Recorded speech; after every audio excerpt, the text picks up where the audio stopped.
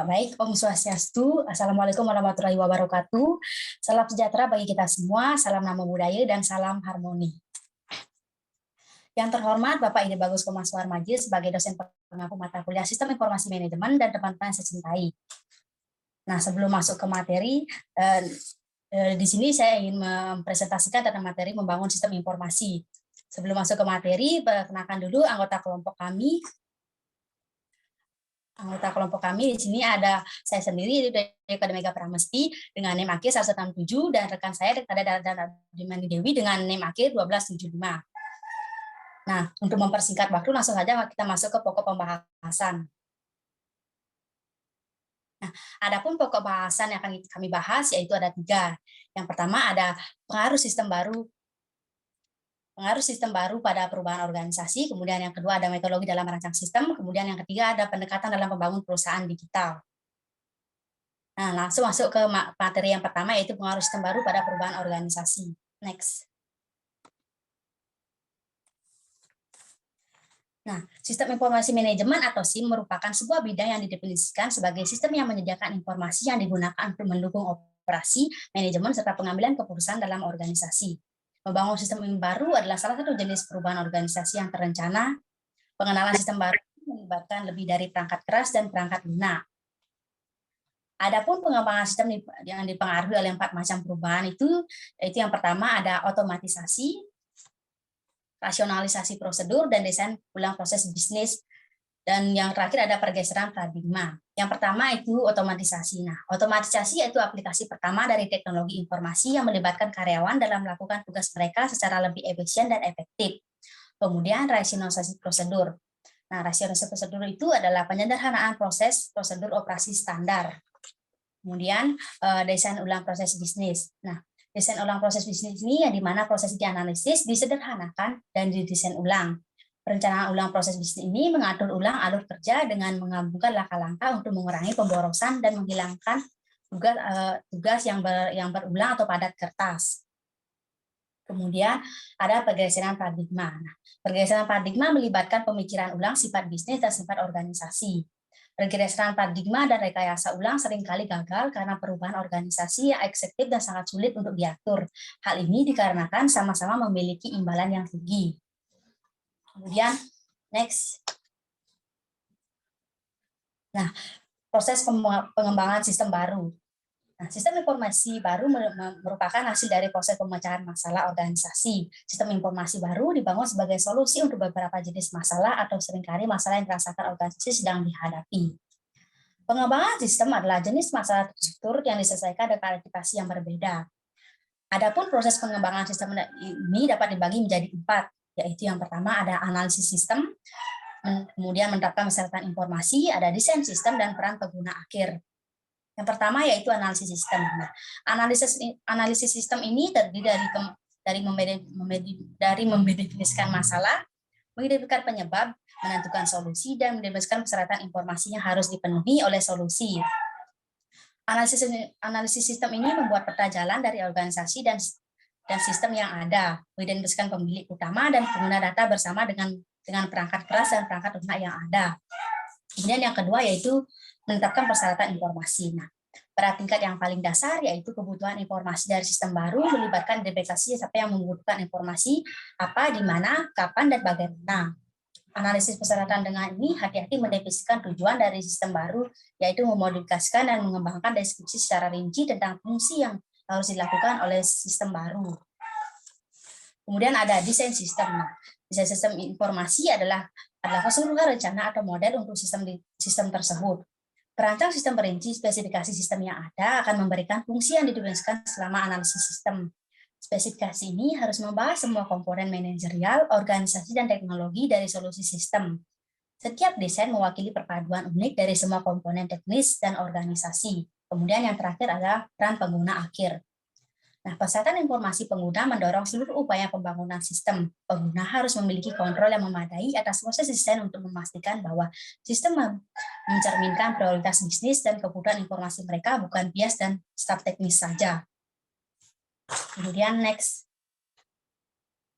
Nah, peran SIM dalam pengambilan keputusan dalam organisasi.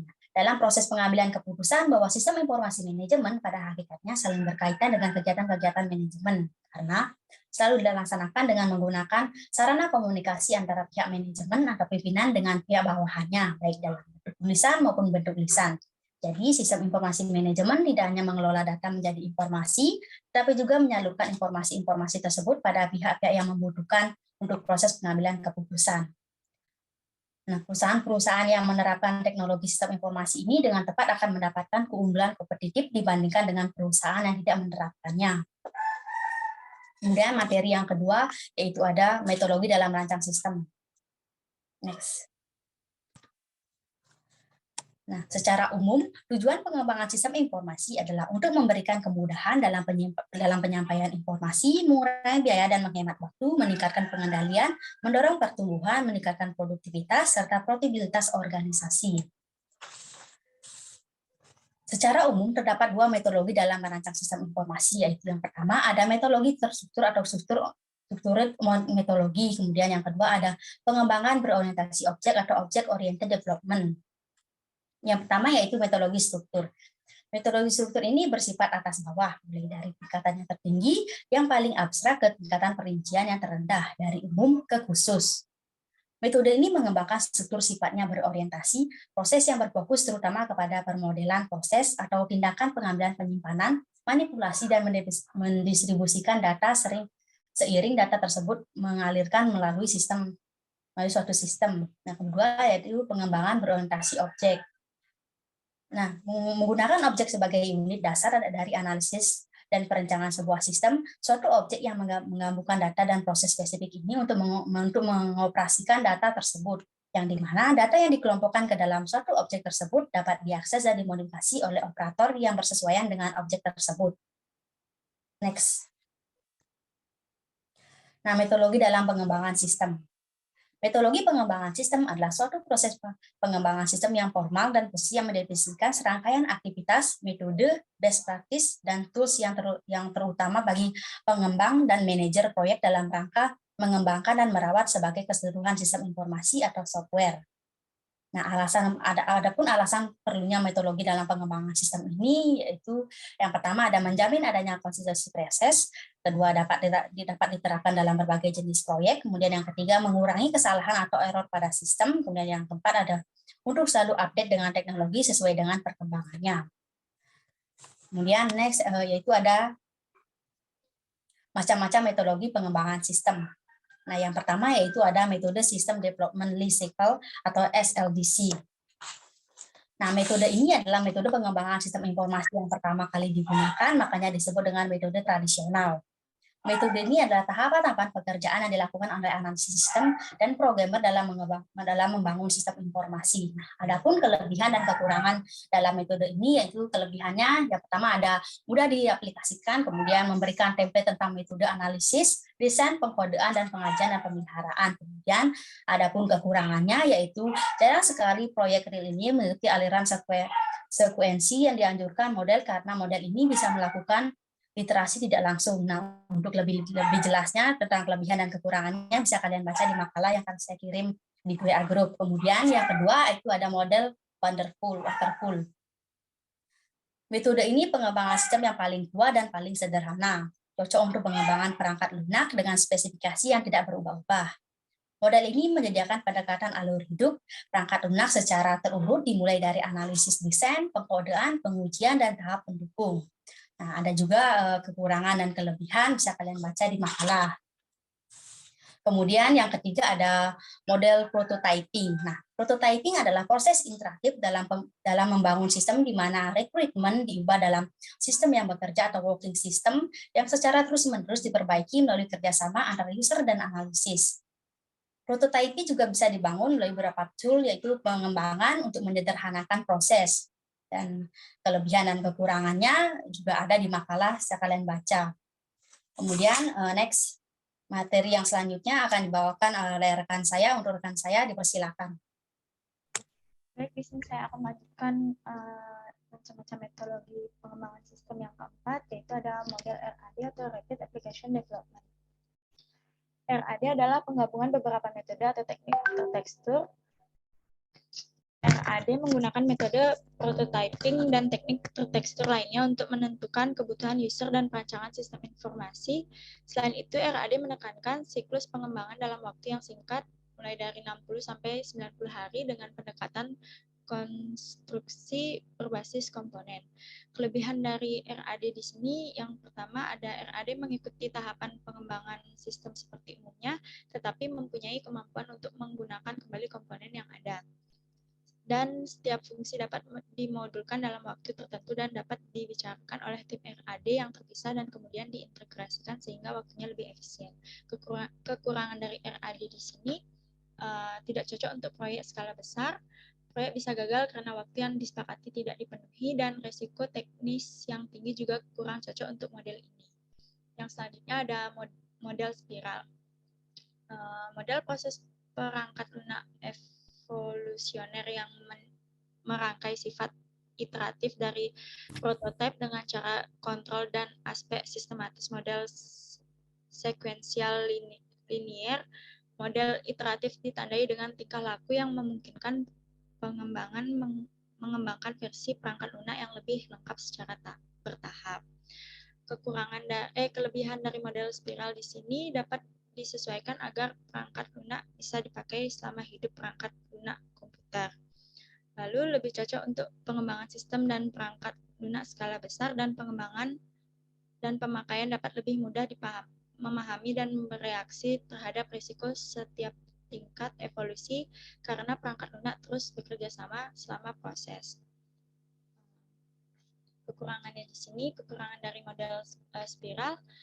Yang pertama, sulit untuk meyakinkan pelanggan bahwa pendekatan evolusioner ini bisa dikontrol.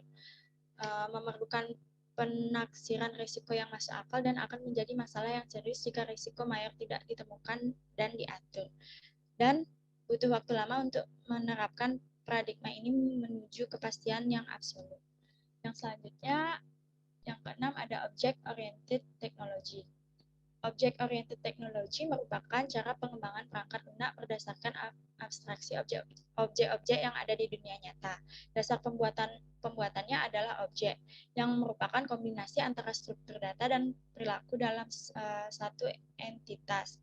Filosofi object-oriented sangat luar biasa sepanjang siklus pengembangan perangkat lunak, sehingga dapat diterapkan pada perancangan sistem secara umum, menyangkut perangkat lunak, perangkat keras, dan sistem secara keseluruhan. Adapun kelebihan dari object-oriented technology di sini adalah yang pertama ada uniformity, yang kedua understandability, yang ketiga stability, dan yang terakhir reusability. Kekurangan object-oriented technology di sini, metode berorientasi objek merupakan konsep yang relatif baru sehingga belum ada standar yang diterima semua pihak dalam menentukan tools apa yang digunakan sebagai dasar analisis serat perancangan perangkat lunak. Dan yang terakhir ada metodologi end user development. Di sini pengembangan dilakukan langsung oleh end user. Keterlibatan langsung end user sangat menguntungkan karena memahami benar bagaimana sistem bekerja. Artinya, tahap analisis sistem dapat dilakukan lebih cepat. Kelemahan adalah pada pengendalian mutu dan kecenderungan tumbuhnya private system informasi. Integrasi dengan sistem yang lain menjadi sulit. Kelebihan dari metode end user development di sini, yang pertama dapat menghindari permasalahan kemacetan di Departemen Sistem Informasi. Kebutuhan pemakaian sistem dapat lebih terpenuhi karena dapat dikembangkan sendiri oleh pemakai, menambah atau meningkatkan partisipasi aktif pemakai dalam proses pengembangan sistemnya sehingga akan ada kepuasan sendiri dari pemakai sistem dan dapat menambah kualitas pemahaman pemakai terhadap aplikasi yang dikembangkan secara teknologi yang digunakan dalam sistem. Kekurangan dari metodologi end user development di sini ada Kak. Yang pertama, karena pemakaian sistem harus mengembangkan aplikasinya sendiri, maka dalam hal ini pemakaian sekaligus pengembangan sistem dituntut untuk memiliki pemahaman mengenai teknologi informasi. End user computing memiliki risiko dan mengganggu bahkan merusak sistem informasi di luar yang dikembangkan oleh pemakaian sistem. Next. ketiga ada pendekatan dalam membangun perusahaan digital. Next. Dalam lingkungan perusahaan digital, organisasi harus dapat mengubah dan mengembangkan kemampuan teknologi mereka dengan sangat cepat untuk menanggapi peluang baru, termasuk kebutuhan untuk menyediakan aplikasi untuk platform seluler. Perusahaan mulai menggunakan proses pengembangan yang lebih pendek dan lebih informal yang menyediakan solusi cepat. Para pembisnis lebih mengandalkan teknik siklus cepat seperti pengembangan aplikasi yang cepat, desain aplikasi bersama, pengembangan yang gesit, dan komponen perangkat lunak standar yang dapat digunakan kembali dan dapat dirakit menjadi serangkaian layanan lengkap untuk e-commerce dan e-business. Next. Adapun beberapa pendekatan dalam membangun sebuah perusahaan digital, yaitu yang pertama, pengembangan aplikasi cepat atau Rapid Application Design. RAD digunakan untuk menggambarkan proses pembuatan sistem kerja dalam waktu yang sangat singkat.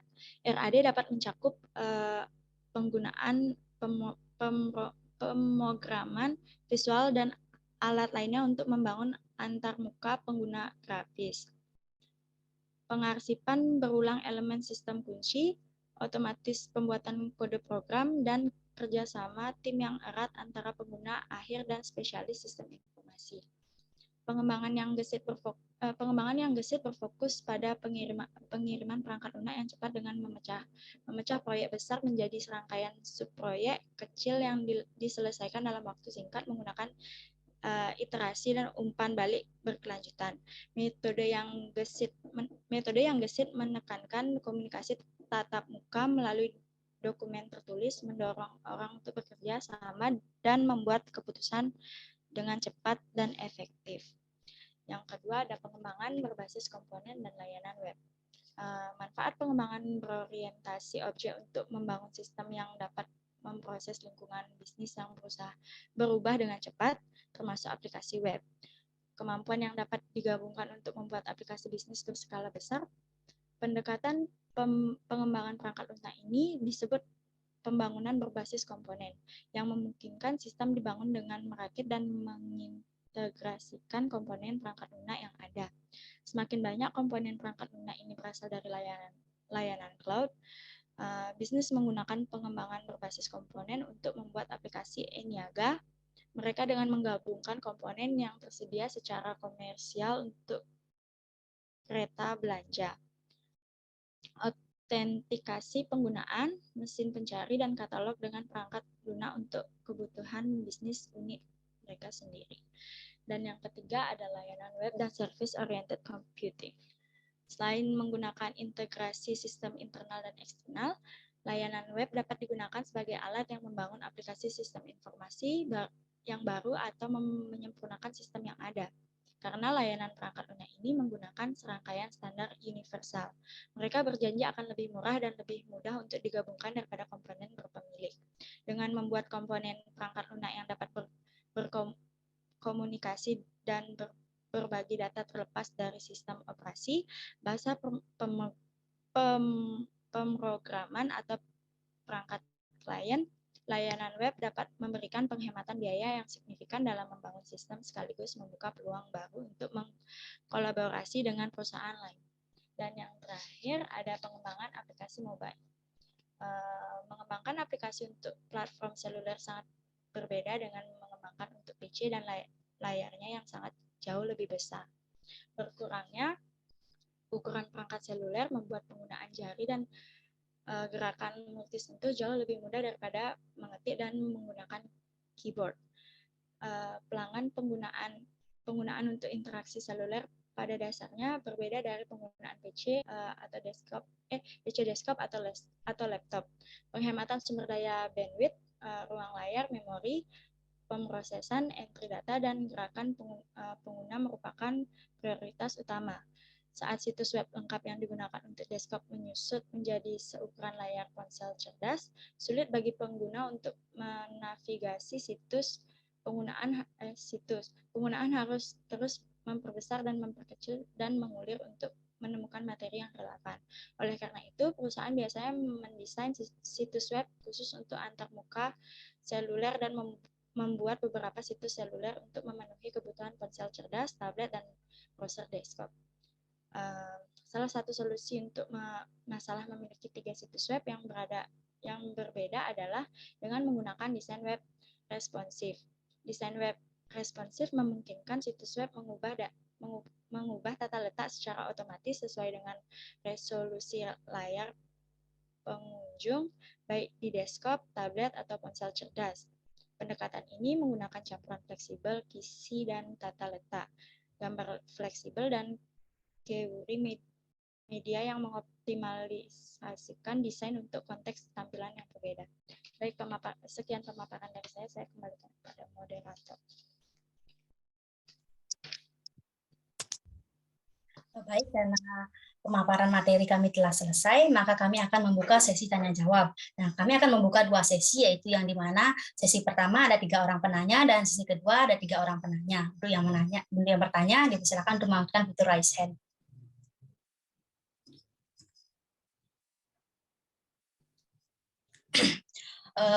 Di sini sudah tertera, yaitu ya Priska, dipersilakan untuk mengajukan pertanyaannya. Baik, terima kasih atas kesempatannya. Di sini saya ingin bertanya, pada materi disebutkan bahwa salah satu solusi untuk mengatasi masalah terkait 3 situs web berbeda adalah dengan menggunakan web responsif dengan berbagai keunggulan. Lalu, apakah web responsif tersebut memiliki kelemahan yang menjadikan desain web responsif ini perlu dipertimbangkan kembali penerapannya? Terima kasih. Baik, terima kasih untuk Rizka. Kami tampung dulu pertanyaannya. Untuk yang selanjutnya, Natalia, dipersilakan. Baik, terima kasih atas waktunya. Perkenalkan, nama saya Roma Natali Margareta dengan NIM 1212. Menurut kelompok kalian, tahapan apa saja yang terdapat pada tahapan prototyping dan apa saja kunci agar prototyping ini berjalan dan berkembang dengan baik? Sekian, terima kasih. Baik, terima kasih untuk Natalia. Kemudian untuk Dedi, dipersilakan mengajukan pertanyaannya. Baik, terima kasih. Perkenalkan, nama saya Gary Beserja dengan NIM 1140. Saya ingin bertanya, pada proses pengembangan sistem menjadi sistem informasi, terdapat langkah yang disebut pengujian. Disebutkan juga dalam paparan bahwa ada pun risiko akibat mengabaikan langkah ini sangat besar. Nah, kira-kira risiko ya apa yang terjadi apabila langkah pengujian tidak dilakukan? Terima kasih.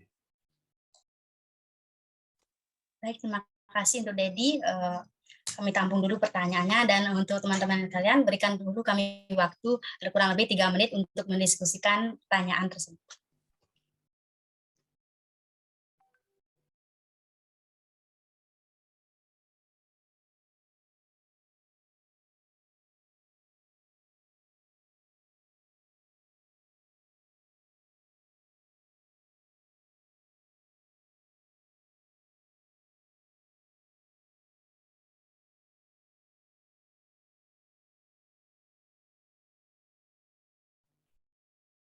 Baik, di sini saya akan menjawab pertanyaan dari Priska. Dengan soal pada materi disebutkan bahwa salah satu solusi untuk mengatasi masalah terkait 3 situs web berbeda adalah dengan menggunakan web responsif dengan berbagai keunggulannya. Lantas, apakah web responsif tersebut memiliki kelemahan yang menjadikan desain web responsif ini perlu dipertimbangkan kembali penerapannya? Setiap desain web tentu memiliki kelebihan dan kekurangan masing-masing. Terlepas dari keunggulannya yang bisa menjadi solusi dari permasalahan yang ada, sekaligus mampu secara fleksibel dan otomatis mengubah resolusi layar di desktop, tablet maupun ponsel cerdas, desain web responsif ini tetap memiliki kelemahan. Kelemahannya yaitu hampir seluruh situs web responsif ini harus diakses menggunakan koneksi internet. Siapapun pasti tahu hal ini bisa menjadi kendala dalam kondisi tertentu, khususnya di daerah-daerah yang sulit akses internet. Selanjutnya, sistem web responsif juga tidak mampu memenuhi semua kebutuhan yang diperlukan sehingga harus membayar lebih untuk dominan dan hosting. Baik, sekian jawaban dari kelompok kami. kami. Jika ada yang ingin menambahkan, saya persilakan.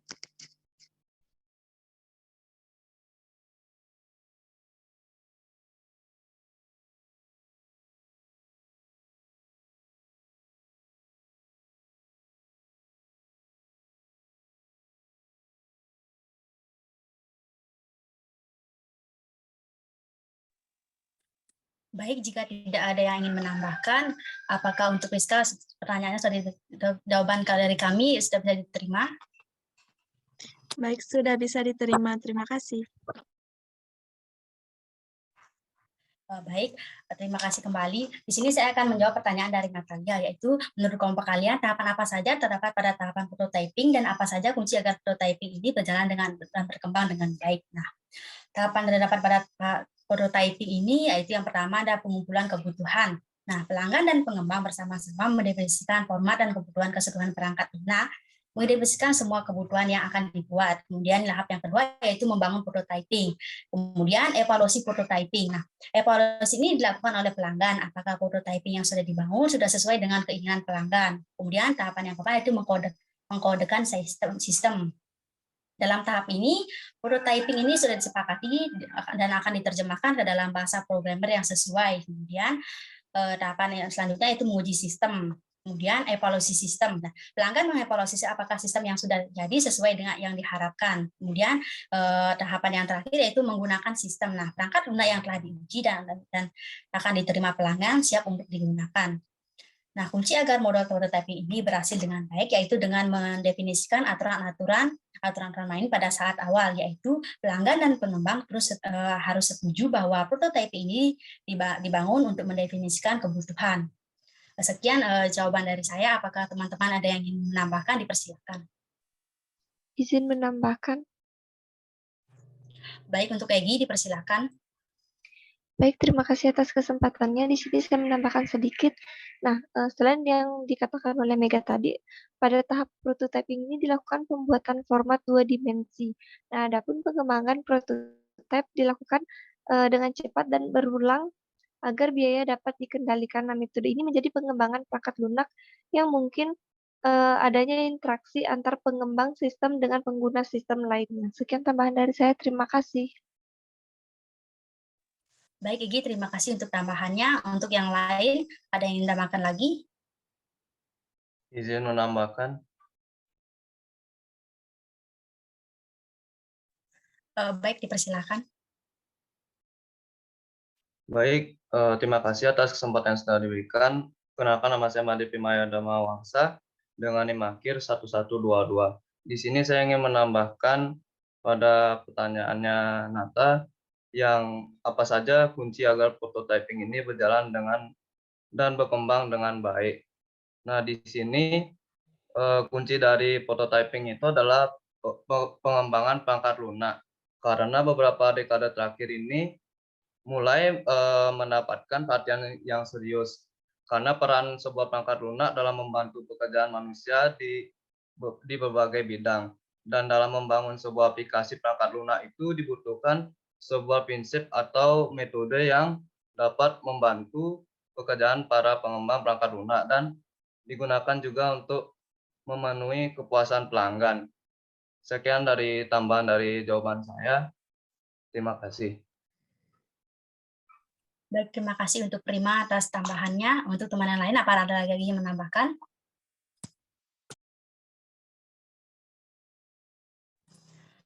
Baik, jika tidak ada yang ingin menambahkan lagi, kami lanjutkan menjawab pertanyaan selanjutnya. Rekan saya dipersilakan. Saya akan menjawab pertanyaan dari Dedi Prasetya dengan pertanyaan, pada proses pengembangan sistem menjadi sistem informasi, terdapat langkah yang disebut pengujian. Disebutkan juga dalam paparan bahwa adapun resiko akibat mengabaikan langkah ini sangat besar. Nah, kira-kira risiko apa yang terjadi apabila langkah pengujian tidak dilakukan? Risiko terbesar ketika langkah ini diabaikan yakni perusahaan tidak mempunyai persiapan yang memadai apabila terjadi suatu kesalahan, gangguan, ataupun kegagalan sistem informasi yang diterapkan. Oleh karena itu, ketika kita sebagai pemilik perusahaan lupa ataupun dengan sengaja tidak melakukan pengujian, maka sistem informasi bisa gagal. Akibat terburuknya yaitu dapat menghambat operasional perusahaan. Bahkan hasil akhir yang diterapkan dari penerapan sistem informasi ini bisa tidak sesuai dengan ekspektasi khususnya dalam memenuhi bisnis dan kebutuhan pengguna. Dengan demikian, perusahaan harus melakukan pengujian karena merupakan tahap yang sangat penting sehingga tidak boleh dilewatkan guna menemukan kesalahan tersembunyi dan tidak mengeksekusi kesalahan di sistem yang dapat mengancam penerapan sistem baru di perusahaan. Sekian jawaban dari kelompok kami. Jika ada yang ingin menambahkan, saya persilakan. Izin menambahkan. Baik, dipersilakan. Baik, terima kasih atas kesempatannya. Di sini saya menambahkan selain jawaban dari yang disampaikan oleh Rada, sistem informasi yang dikembangkan jika tidak sesuai sistem informasi yang dikembangkan tidak sesuai dengan kebutuhan organisasi. Yang kedua yaitu melonjaknya biaya pengembangan sistem informasi karena adanya scope creep ataupun kita sebut sebagai pengembangan berlebihan. Yang ketiga yaitu sistem informasi yang dikembangkan tidak dapat meningkatkan kinerja organisasi pada suatu perusahaan tersebut. Sekian tambahan dari saya. Terima kasih. Baik, terima kasih Egi untuk tambahannya. Untuk teman-teman lain, apakah ada yang ingin menambahkan lagi?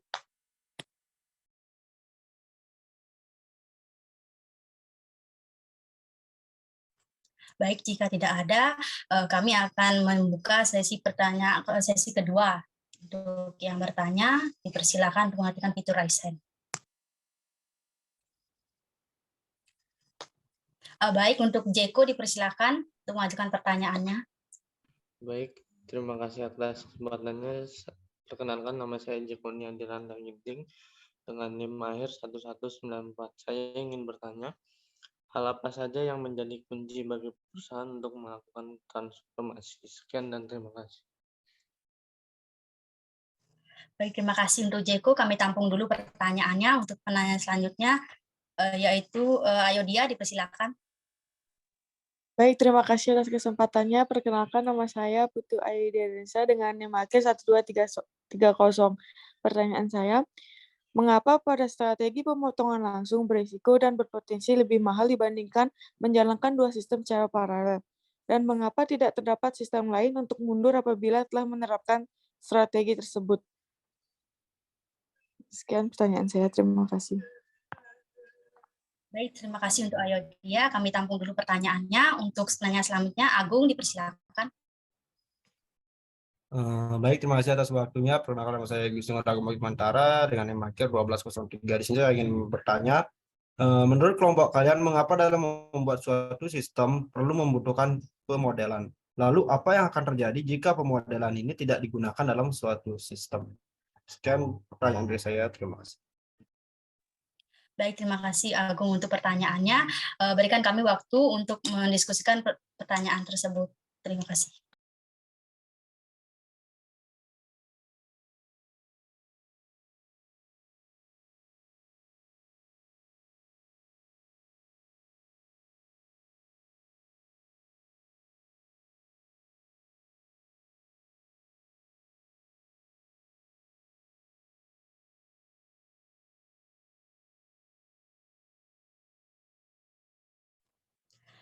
Baik, di sini saya akan menjawab pertanyaan dari Jekonia, yaitu hal apa saja yang menjadi kunci bagi perusahaan untuk melakukan transformasi digital. Nah, transformasi digital merupakan sebuah evolusi radikal yang terjadi dengan melibatkan sumber daya yang dimiliki, termasuk memanfaatkan teknologi digital yang ada. Kunci untuk melakukan transformasi digital ini bagi perusahaan yaitu pengalaman pelanggan. Nah, inovasi bisnis yang berfokus pada pelanggan merupakan salah satu kunci mendorong transformasi digital. Kemudian yang kedua ada perubahan. Nah, upaya transformasi digital membuat perubahan yang akan membangun bisnis. Perancang merupakan hal yang krusial untuk menghindari kerepotan dan kebingungan karena perubahan yang tidak terduga. Kemudian ada inovasi. Nah, transformasi digital dan inovasi merupakan dua hal yang sangat berkaitan tetapi tidak sama. Inovasi merupakan pembangkitan gagasan dan mendorong transformasi. Sekian jawaban dari saya. Apakah teman-teman memiliki tambahan? Dipersilakan.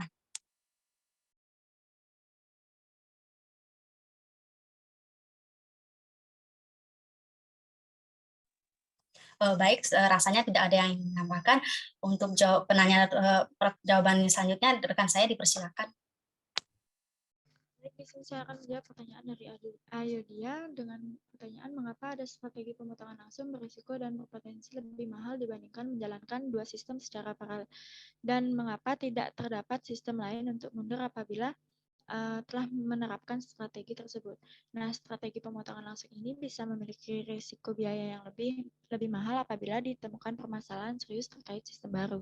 Hal ini terjadi karena pemotongan langsung merupakan upaya yang mengganti seluruh sistem yang ada dengan sistem yang baru tanpa terkecuali. Jadi, ketika terdapat gangguan atau kegagalan di salah satu part pada penerapan sistem, maka bisa berakibat fatal. Apabila sistem harus mengganti ulang sistem baru, tentu akan memakan biaya yang besar. Jikapun pemasangan sistem baru dicopot dan kembali ke sistem lama juga berisiko dan rugi karena sudah mengeluarkan biaya untuk pemasangan sistem baru. Sementara apabila diperbaiki, maka biaya koreksi juga akan sangat besar. Satu-satunya jalan untuk tetap melanjutkan sistem dan tidak mundur, hal ini ialah yang membuat sistem ini terbilang memiliki risiko memakan biaya mahal, juga tidak terdapat sistem lain untuk mundur ketika sudah diterapkan. Baik, sekian jawaban dari kelompok kami. Jika ada yang ingin menambahkan, kami persilahkan.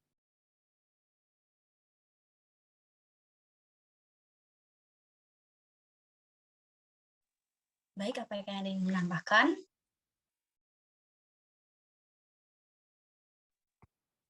Baik, jika tidak ada yang menambahkan, kami lanjutkan untuk menjawab pertanyaan dari Agung. Nah, menurut kelompok kalian, mengapa dalam membuat suatu sistem perlu membutuhkan pemodelan? Lalu, apa yang terjadi jika pemodelan ini tidak digunakan dalam suatu sistem? Nah, pemodelan ini sangat penting dilakukan karena tujuan suatu pemodelan adalah untuk menganalisis dan memberi prediksi yang dapat mendekati kenyataan sebelum sistem ini diterapkan di lapangan. Dengan kata lain, agar sistem informasi ini diterapkan bisa tepat guna sesuai kebutuhan pengguna. Pemodelan ini berfungsi memberikan gambaran alur proses bisnis sehingga apabila tidak digunakan pemodelan maka bisa mengakibatkan permasalahan dan sistem informasi ini tidak berkesan secara tepat atau tidak mampu memberikan kepuasan spesifikasi yang dibutuhkan oleh pengguna. Akibatnya hasil dan keuntungan yang diharapkan kurang maksimum.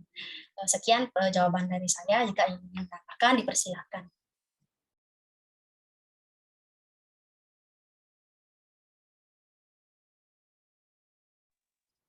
Baik, jika tidak ada yang ingin menambahkan, maka semua pertanyaan sudah kami jawab. Berakhirlah presentasi pada pagi hari ini.